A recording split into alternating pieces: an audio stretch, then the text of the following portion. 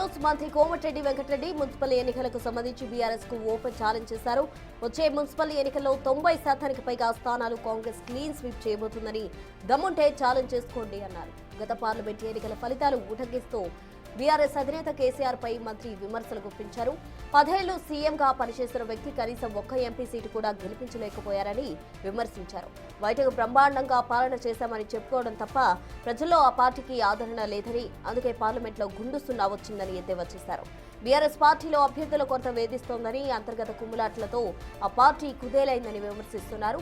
Parliament ఫలితాలే రేపు municipal ఎన్నికల్లోనూ పునరావృతమవుతాయని, గులాబీ పార్టీకి గుండు సున్నా తప్పదని కోమటిరెడ్డి వెంకటరెడ్డి ధీమా వ్యక్తం చేశారు.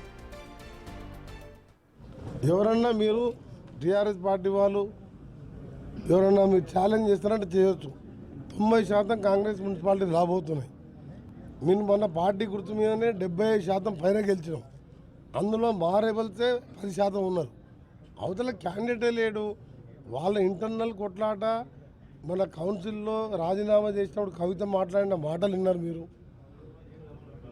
2 సార్లు 10 ఏళ్ళు ముఖ్యమంత్రి ఉన్నాడు, ఒక్క పార్లమెంట్ సభ్యులు గెలిపించుకోలే. 9 స్థానాలలో 3వ స్థానం పోయింది, 7 స్థానాలలో డిపాజిట్ పోయింది.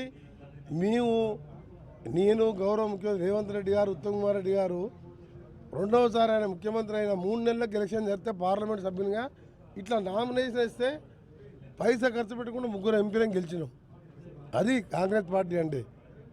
మేము ఎక్కడ ఇట్లా 3 గెలిచిన ఎంపీలుగా 10 ఏళ్ళు ముఖ్యమంత్రి ఉండి బ్రహ్మాండంగా చేసినాం, బ్రహ్మాండం అని చెప్తావు కదా. అన్ని గుండు సున్నా ఎందుకు వచ్చింది నీకు? రేపు మున్సిపాలిటీలో కూడా గుండు సున్నా రాబోతుంది. 90%